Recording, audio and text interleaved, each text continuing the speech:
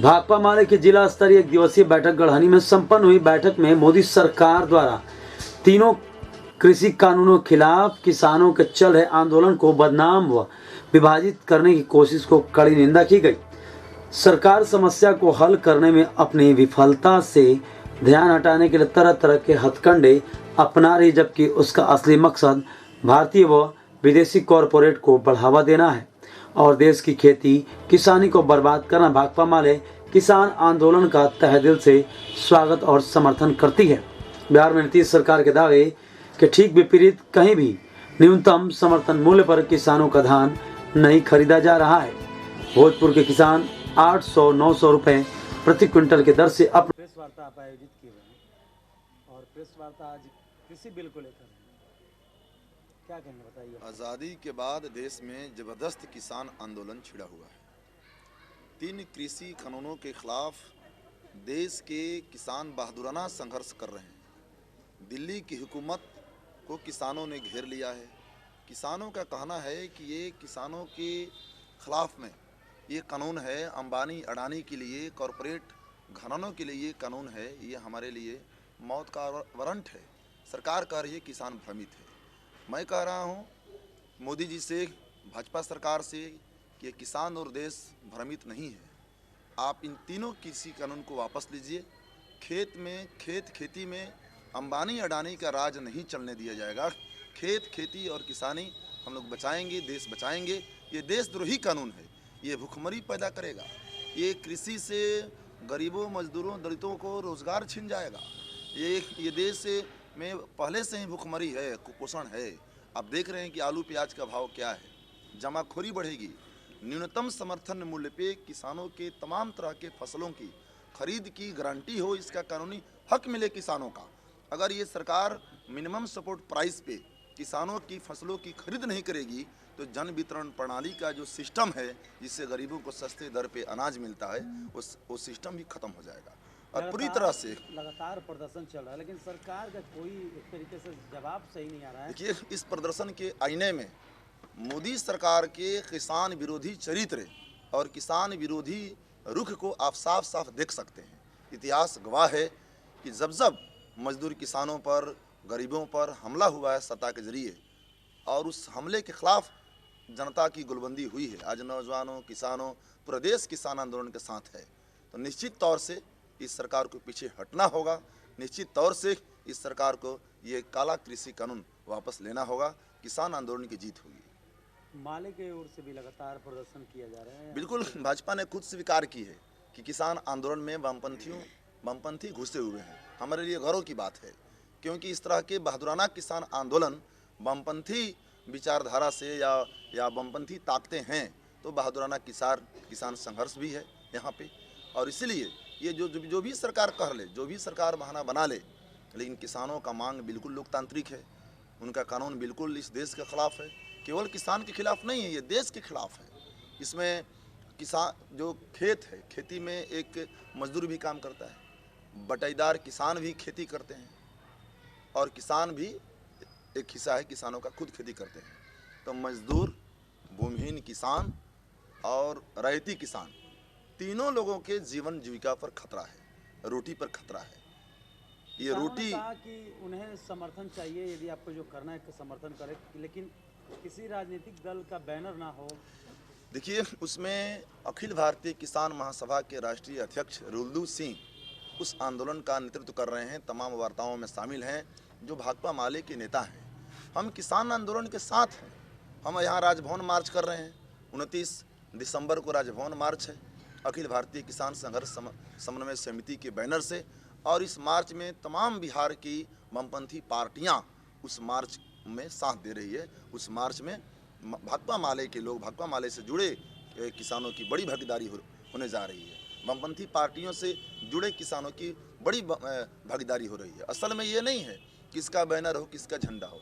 असल है ये किसान आंदोलन है जिसको सरकार बदनाम कर रही है, और उस किसान आंदोलन में शहादतें हो रही है। और हमारी पार्टी भी किसान आंदोलन की जीत के लिए, किसान आंदोलन को आगे बढ़ाने के लिए हमारी पार्टी भी लड़ने और शहादत देने के लिए तैयार है। केवल पंजाब हरियाणा के किसान वहाँ प्रदर्शन कर रहे हैं, देश के अन्य जगह के किसान इस प्रदर्शन से दूसरे तरीके से ये सोच रहे हैं। केवल पंजाब हरियाणा के किसान प्रदर्शन नहीं कर रहे हैं, ये तो कह करके इस आंदोलन को खारिज किया जा रहा है। पूरे देश के किसान उनके साथ हैं, देश के विभिन्न जगहों से भी किसानों की टुकड़ियां जा रही है। असल में वहाँ मंडी है, बिहार में मंडी नहीं है। यहाँ 2006 में नीतीश बाबू जी की कृपा से यहाँ मंडी खत्म कर दी गई, तो वहाँ किसानों का न्यूनतम समर्थन मूल्य पे धान की खरीदारी होती है, और वहाँ किसानों को दिख रहा है कि ये मंडियाँ समाप्त हो जाएगी जो हम न्यूनतम समर्थन मूल्य पे बेचते हैं।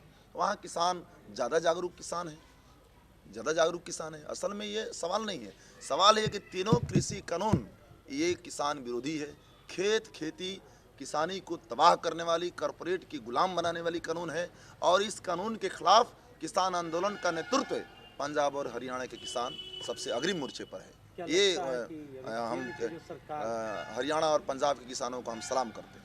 केंद्र की जो सरकार है, भाजपा की सरकार कहिए, तो क्या लगता है कि ये जानबूझकर इस तरीके का रणनीति अपना कर किसानों के साथ इस तरीके या देखिए, वैसे तो इनका वादा था कि 2020 तक किसानों की आमदनी दुगनी करेंगे, और ये न्यूनतम समर्थन मूल्य स्वामीनाथन आयोग का जो सिफारिश है कि लागत जोड़ करके और उसका 50% देना है, उससे पीछे हट रहे हैं। किसानों की सरकारी खरीद हो उनके फसलों का, इनको कानूनी अधिकार देने में दिक्कत है। तो ये बिल्कुल ही खेती किसानी को ये अंबानी अडानी देश के कॉरपोरेट हाउस को बेच देने का, माने बिल्कुल उन पर कब्जा कर लेने का, और खेती किसानी से इस देश के मजदूर किसानों गरीबों को बाहर का रास्ता दिखाने का ये कानून है। इसलिए मैं कह रहा हूँ ये मौत का उनके लिए वारंट है। और यहाँ पे, और इसलिए बिहार में हम लोगों, यहाँ देख लीजिए आप, यहाँ पे 1868 रुपये धान की न्यूनतम समर्थन मूल्य तय है। बिहार में खरीदारी हो रही है, भोजपुर में खरीदारी हो रही है, नहीं हो रही है। 900 से लेकर के 1100 1200 भी होली के करार 4 माह बाद उनको पैसा मिलेगा। रबी की फसल की बुआई है, कहाँ से खाद आएगा, डीजल आएगा, बीज आएगा, जुताई आएगा, सिंचाई आएगा। किसानों के बच्चियों की शादी ब्याह का मौसम है, न्योता हकारी की मामला है, तो ये किसान 10 रुपये 11 रुपये किलो और माने 1000-1200 रुपये क्विंटल धान बेचने के लिए मजबूर है, और सरकार केवल कागज़ पर बोल रही है। यदि सरकार कानून वापस नहीं लेती है तो आगे किस तरीके का सभी जो भी पूरे देश में किसान आंदोलन छिड़ जाएगा। अभी देखिए 29 दिसंबर को हम लोग राजभवन मार्च कर रहे हैं। हर गांव पंचायत में हम लोग किसान पंचायत का आयोजन करेंगे, ये 24 दिसंबर से 28 दिसंबर तक। भोजपुर जिले के 7 विधानसभा में किसान संघर्ष यात्रा निकलेगी। संदेश में हमारे पार्टी के राष्ट्रीय नेता, युवा नेता यहाँ से लोकसभा के चुनाव लड़ चुके हैं, राव यादव जी नेतृत्व करेंगे। आरा विधानसभा में हमारे क़यामुद्दीन साहब नेतृत्व करेंगे, वहाँ तरारी में सुदामा जी नेतृत्व करेंगे, गांव में मेरे नेतृत्व में वहाँ किसान संघर्ष यात्रा निकलेगा, और गांव पंचायत में हम लोग किसान पंचायत आयोजित करेंगे।